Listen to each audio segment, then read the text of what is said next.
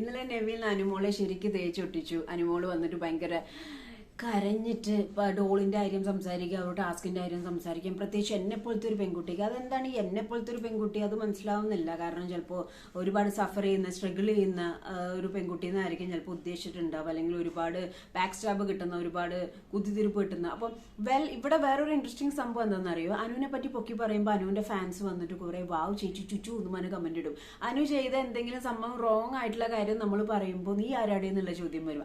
എല്ലാവരും മറന്നു പോവാണ് ഇത് യൂട്യൂബ് ചാനൽ ആണ്, അല്ലാതെ അവരുടെ സ്വന്തം വീടല്ല, അവരുടെ സ്വന്തം വീട്ടിലെ ആൾക്കാരല്ല ഈ ഇരുന്ന് വീഡിയോ ചെയ്തുകൊണ്ടിരിക്കുന്നത്. അതുകൊണ്ട് അവരുടെ വീട്ടിൽ അങ്ങോട്ടും ഇങ്ങോട്ടും സംസാരിക്കുന്ന സ്ലാങ്, അല്ലെങ്കിൽ അവരുടെ വീട്ടിൽ സംസാരിക്കേണ്ടതായ സ്ലാങ്, വിളിക്കേണ്ടതായ സ്ലാങ് പുറത്തുള്ള ആൾക്കാരെ വിളിച്ചാൽ വിവരറിയും എന്നൊരു കാര്യം മറന്നിട്ടാണ് അനുവിനെ പറ്റി എന്തെങ്കിലും ഗസ്റ്റ് വരുമ്പോൾ ഇവിടെ വന്നിട്ട് ചക്കപ്പഴത്തിൽ ഈച്ച പറഞ്ഞ മാതിരി ഹേറ്റേഴ്സ് ഇങ്ങനെ സ്പ്രെഡ് ചെയ്യുന്നത്. So we don't care that actually. Okay, നമ്മളുള്ള കാര്യം ജെന്യൂനായിട്ട് പറയാനാണ് ഈ ചാനൽ തുടങ്ങിയിരിക്കുന്നത്. അതേപോലെ ഒരാളെ പൊക്കി പറഞ്ഞ് ആ PR പൈസ വാങ്ങിക്കാനും, ഒരാളെ ഡിഗ്രേഡ് ചെയ്ത് സംസാരിച്ച് അങ്ങനത്തെ സംഭവങ്ങളും ക്ലിഞ്ഞോ പരിപാടിയൊന്നും ഇവിടെ ഇല്ല. അപ്പൊ പറഞ്ഞു വരുന്നത് എന്താണെന്ന് വെച്ചാൽ നെവിൻ നന്നായിട്ട് അനുവിന്റെ ആ ഒരു ആക്ടിനെ കീറിയിട്ട് അനുവിനെ സ്ട്രെയിറ്റ് ആയിട്ട് ലൈക്ക് ഒരു ആർട്ടിഫിഷ്യൽ കുലസ്ത്രീ എന്ന് പറയുന്ന സംഭവം തന്നെ. അതേപോലെ അമ്മയ്ക്ക് വിളിക്കാൻ പല്ലാതെ വേണ്ടി നെവിന്റെ അമ്മമ്മയെ വിളിച്ച കാര്യം, അതേപോലെ പ്രാക്ക് ആ പ്ലാച്ചി പോയി കഴിയുമ്പോൾ പ്രാക്ക് നിന്നു എന്നാണ് വിചാരിച്ചത്. അക്ബറിനെ അറഞ്ചം പ്രാകുന്നുണ്ട്. പഴയ സീസണിൽ ഉണ്ടായിരുന്നു ഇതേപോലെ പ്രാക്കുന്ന ആൾക്കാര്. അപ്പോൾ ഷാനവാസിന്റെ ഫുഡിന്റെ കാര്യത്തിൽ പ്രാകുന്നുണ്ടായിരുന്നു. അപ്പൊ ഇത്തവണ ഈ സീസണിൽ അനുവിനാണ് ഏറ്റവും കൂടുതൽ പേരുകൾ, ഇരട്ട പേര് കിട്ടിയിരിക്കുന്നത്. അപ്പോൾ അനുമോൾ ഇപ്പോൾ പ്രാക്കുമോളായിട്ടുണ്ട്. കാരണം എന്ന് വെച്ച് കഴിഞ്ഞാൽ അറഞ്ചം അക്ബറിനെ പ്രാഗ് ചെയ്ത്. കാരണം ഈ ഒരു ഇതിലാണെങ്കിലും ലാലേട്ടൻ വന്നിട്ട് എന്താ പ്രശ്നം, ഇതിപ്പോ നെവിന്റെ ആര്യന്റെ ഒരു കേസ് പറയുന്നുണ്ട്, ക്യാപ്റ്റൻ ആയാലും വേണ്ടില്ല നോമിനേഷനിൽ വരരുതെന്ന്. അതാണ് അവിടെ എല്ലാവരുടെയും ആഗ്രഹം.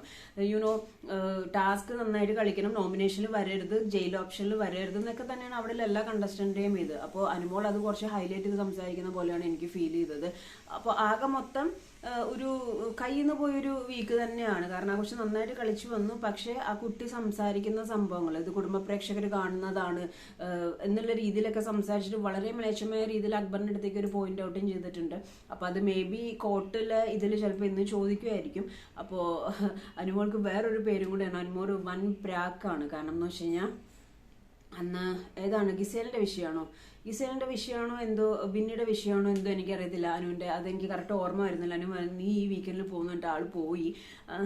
അപ്പൊ അതേപോലെ അങ്ങനത്തെ ഒരു പ്രാക്കും മന്ത്രവും ഒക്കെ കൊണ്ടാണ് നടക്കുന്നത്. അപ്പോൾ അതിലൊന്നും ഒരു അർത്ഥവുമില്ല സത്യം പറഞ്ഞു കഴിഞ്ഞാൽ. അങ്ങനെ നീ അങ്ങനെ പറയുമ്പോൾ തന്നെ ഒരു നെഗറ്റീവ് എനർജി നമുക്ക് ഹിറ്റ് അടിക്കുകയാണ്. അപ്പൊ അങ്ങനെ ഒരു പ്രാക്ക് കൊണ്ടൊന്നും വലിയ കാര്യം ഉണ്ടെന്ന് എനിക്ക് തോന്നുന്നില്ല.